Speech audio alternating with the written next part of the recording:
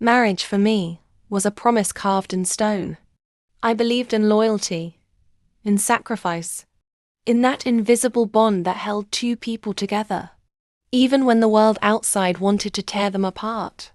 For 7 years, I clung to that belief, pouring myself into a man who wore a perfect mask. My husband was charming, successful, admired by everyone in our circle. To others, he was the image of stability. To me, he was my world. But sometimes, the most beautiful masks hide the darkest truths. The cracks began small late nights at the office, unexplained business trips, whispers in the middle of phone calls that stopped the moment I walked into the room. At first, I told myself it was stress. Men in his position carried the weight of expectations, didn't they? I convinced myself that his distance wasn't betrayal but exhaustion. Then came the perfume. Not the sweet floral notes of another woman, but something sharper, muskier. I dismissed it, forcing myself to believe it was a cologne he had tried on at a store. But my gut twisted with unease. One night, when he thought I was asleep, I heard him whispering. The tone of his voice was soft, intimate, the way he used to speak to me before our marriage grew cold. My heart ached, but something in me refused to let it go unanswered. I needed the truth. The following week, I followed him. A woman scorned, armed only with suspicion and the sting of betrayal.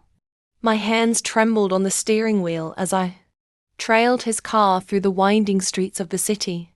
He parked near a dimly lit townhouse. I waited, my chest tightening with every passing second. Then I saw him, but he wasn't with a woman. The man he embraced was younger, confident, and handsome in a way that made me feel invisible. They laughed, their hands lingering too long on each other's shoulders. My blood ran cold. In that moment, the truth shattered every illusion I had built around my marriage. My husband wasn't just unfaithful. He was living another life, a life that never included me. I drove home in silence, my grip on the wheel so tight my knuckles turned white. My mind raced with questions. How long had this been happening? Was I just a cover, a convenience, a shield for the man he truly was? By the time he returned that night, I was a storm barely contained. He kissed me lightly, as if nothing had changed, as if he hadn't just left the arms of someone else. I smiled back, but it wasn't love that curled my lips. It was rage, coiled and waiting. I didn't confront him that night. Instead, I lay awake beside him, staring at the ceiling, listening to his steady breathing. My heart screamed with betrayal, but my mind whispered one truth louder than the rest. The mask had cracked, and soon I would tear it off completely. The night it happened was strangely calm. The city lights flickered outside my window as I sat in silence, waiting. My instincts screamed that tonight was the night tonight I would catch him. My husband had dressed too carefully, his excuses too rehearsed, his lies too smooth. I could hear the rehearsed detachment in his tone. And I knew. I followed him again, this time with no hesitation, no second guessing. Every red light felt like it was daring me to turn back. But I pressed forward, driven by a storm inside me that had been building for months. When his car stopped in front of that same townhouse, I felt my stomach twist into knots. I sat there for a moment, gripping the steering wheel, my breath shallow and quick. The blinds on the townhouse window were only half drawn. Through the gap, I saw them, my husband and his lover, close, laughing, their bodies leaning into one another as if the world outside didn't exist. Something inside me snapped. I don't remember walking up to the door, or even knocking. I remember the sound of it opening, the look of shock on their faces when they saw me standing there. My husband's eyes widened, guilt-ridden all over his face, while his lover smirked a smirk that told me I was the outsider, that my place in this triangle had been long erased. You! My voice shook with rage. How long? My husband stammered, fumbling for words. His mouth opened and closed, excuses forming but never escaping. And then the lover spoke, his voice dripping with arrogance. Maybe if you gave him what he needed, he wouldn't need me. That was the match that lit the fire. I lunged before I even realized what I was doing. My fists found him, my rage guiding every strike. He tried to fight back, but fury made me stronger, faster, relentless. My husband shouted, trying to pull me away, but his voice was drowned out by the sound of my heartbeat roaring in my ears. The lover's smirk vanished, replaced by fear, then pain, then desperation. I remember the sharp crack of bone, the way his cries echoed off the walls, the way he crumpled under the weight of my fury. When I landed the final blow, he folded in on himself, clutching his body. Broken and whimpering, I froze, staring at what I had done. My knuckles throbbed, his blood staining my skin. The room was filled with ragged breathing, a silence heavier than any words could hold. My husband stood in shock, his face pale, his eyes wide with terror, not at the lover, but at me. In that instant, the rage drained out of me, leaving behind a hollow void. I had crossed a line that could never be uncrossed. Without a word, I turned, grabbed my bag from the corner and stormed out. My husband called my name, but I didn't stop. I couldn't. The night air hit me like ice. My body trembled, my mind racing with what had just happened. I didn't know where I was going, only that I couldn't stay. I had destroyed everything, and so I vanished into the dark. The streets blurred beneath the headlights as I drove with no destination, only a desperate need to leave everything behind. My chest burned with adrenaline, my knuckles still raw from the fight. Every time I blinked, I saw his face, the lover's scream, the way he crumpled, the way my husband looked at me like I was something unrecognizable. I didn't stop driving until the fuel gauge blinked red. The gas station I pulled into was nearly deserted, its flickering lights casting long, eerie shadows. I sat there for a long time, gripping the steering wheel until my hands went numb. My reflection in the rearview mirror was a stranger's face, eyes wide, wild, unblinking. I knew the police would come. My husband wouldn't be able to hide what had happened, not for long. And once the hospital reported the lover's injuries, there would be questions. Too many questions. That night, I became a ghost. I withdrew every dollar I had hidden away, a small stash of emergency cash I'd always told myself was for rainy days. Turns out, it was for storms. I ditched my phone, tossing it into a river, and bought a cheap burner from a corner store in a town where no one knew my name. I cut my hair, bought thrifted clothes 2 sizes too big, and practiced smiling at strangers like I had nothing to hide. Every day was a balancing act between caution and survival. I stayed in cheap motels with peeling wallpaper and buzzing neon signs. Moving every few nights, I never used my real name. At bus stations, I sat in the back with my hood up, always watching, always listening, terrified that the sound of sirens would mean my time was up.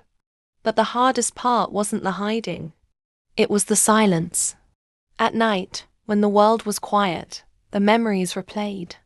My husband's betrayal, the lover's smirk, the violence that spilled out of me like poison.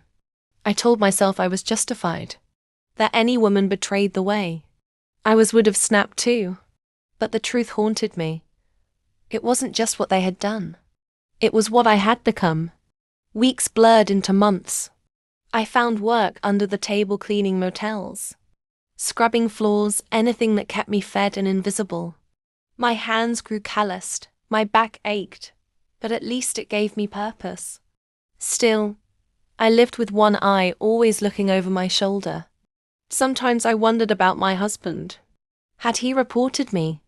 Was he furious or broken, or relieved that I was gone? And the lover, had he recovered? Or had I destroyed his life forever? I never looked for answers. Answers were dangerous. All I knew was that I had disappeared. And in doing so, I had lost not just my husband or my home but myself. The woman I used to be was gone.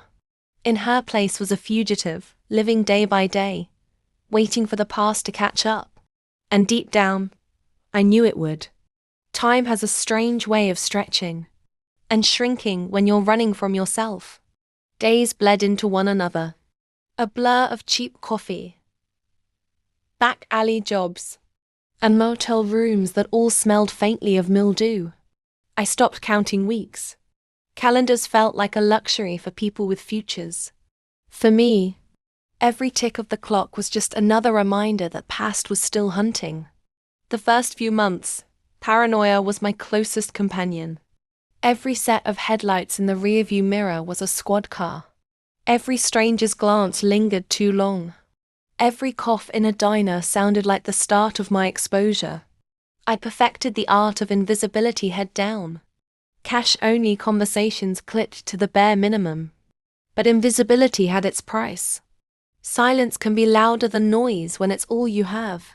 At night, I heard echoes of the confrontation, the lovers' strangled cries, the wet sound of my fists landing, my husband's horrified gasp. I replayed it until I no longer knew if I remembered the truth, or had stitched together a nightmare I couldn't wake from. Still, survival demanded focus. I drifted from state to state, working under different names. Sometimes I cleaned offices after hours, my mop pushing across endless tile floors as city lights glowed outside. Other times, I washed dishes in diners, my hands wrinkled and raw from scalding water. No job lasted long, I never allowed it to. The longer I stayed, the more chance the shadows of my past could catch my scent. And yet, despite my determination to stay invisible, life had a way of brushing against me. There was the motel clerk in Denver, a woman with kind eyes who always offered me extra towels. There was the bus driver in Tucson, who called me kid, even though I was nearly 30. Little reminders that I wasn't entirely erased, that I still occupied space in the world, even if it was only fleeting. But the world had ways of reminding me I was not free. One evening, while restocking shelves in a dusty convenience store, I glanced up at the tiny TV mounted near the ceiling. My chest froze. On the screen was my husband, his face pale, his voice steady but heavy with practiced grief. He was giving an interview. The headline crawled across the bottom of the screen. Wife still missing after violent attack. I dropped the box in my hands. My pulse thundered. He hadn't hidden what happened. He had painted me as dangerous, unstable, violent. And maybe he wasn't wrong. But watching him on that screen, his suit crisp, his tone calm, I realized something chilling. He looked relieved. Relieved that I was gone. I shut off the TV and left the job that same night. By dawn, I was on another bus. Another name ready in my back pocket. Another city waiting to swallow me whole. But the truth lingered like a shadow I couldn't shake. I hadn't just vanished. I had been erased. And sooner or later, someone, police, husband, or fate itself would find me. People think betrayal is simple, a clean break, a sign that can be pointed at and named. But sitting under the glow of studio lights during interviews, I learned quickly how complicated the truth could be. The world wanted a victim, and I was more than willing to give them one. When she vanished, my wife became a ghost story whispered across headlines.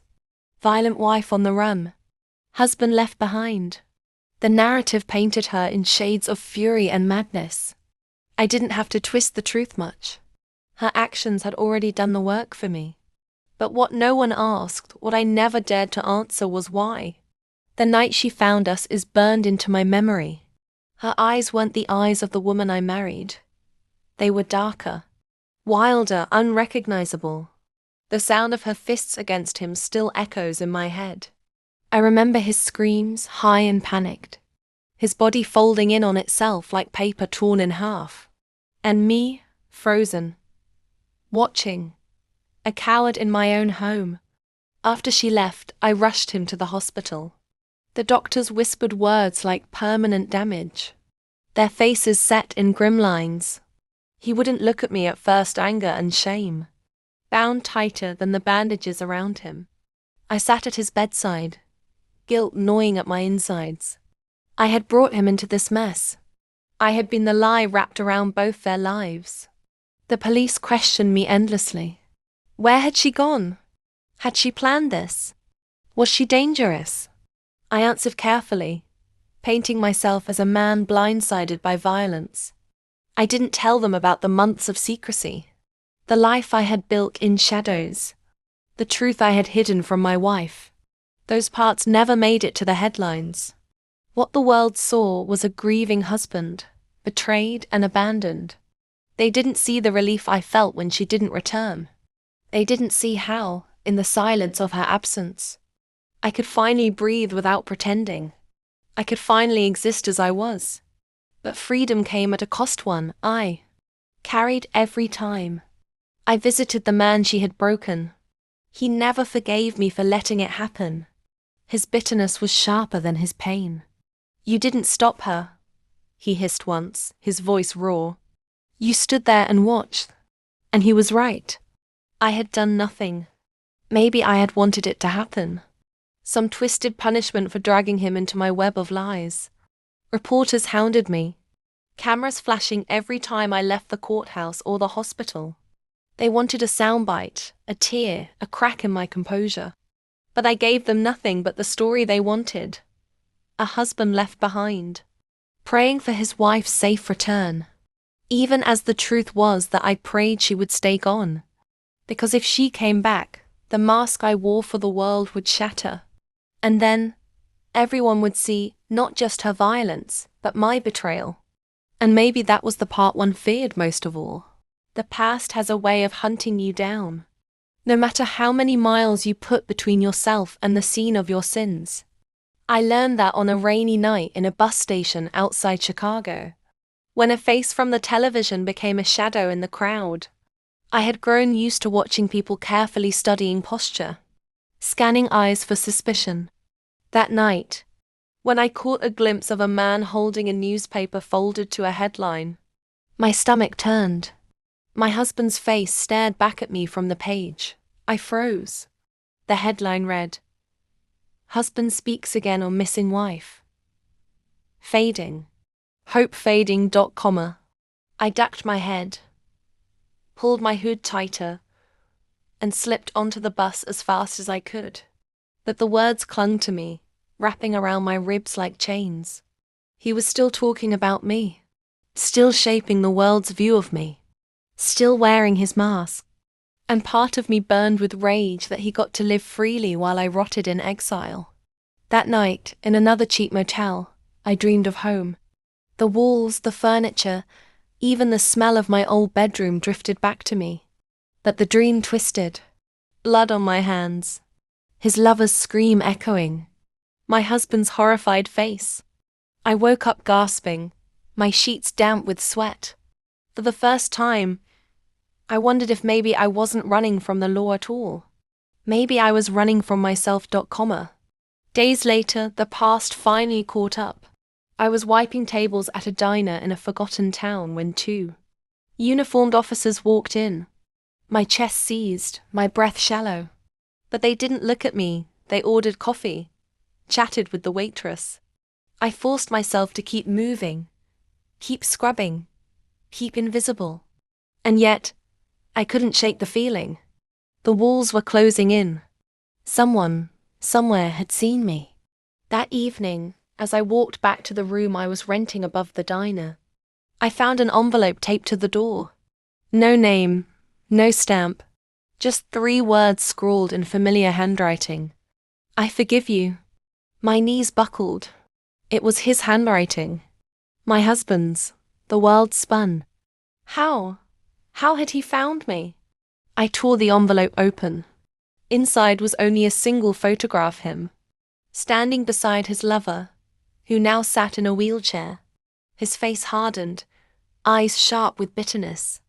On the back of the photo, another line was written. But he never will. I dropped it, my hands shaking. My stomach twisted with nausea. Forgiveness, maybe, but not freedom. Not peace. I realized then that no matter where I went, their shadows would follow. My husband's mask, his lover's broken body, my own fractured reflection. I wasn't just a fugitive. I was a ghost tethered to the choices I had made, bound forever to that night of betrayal and violence. And in that moment I knew disappearing had never been enough, because the past doesn't let you vanish. It hunts you, and sooner or later it always finds you.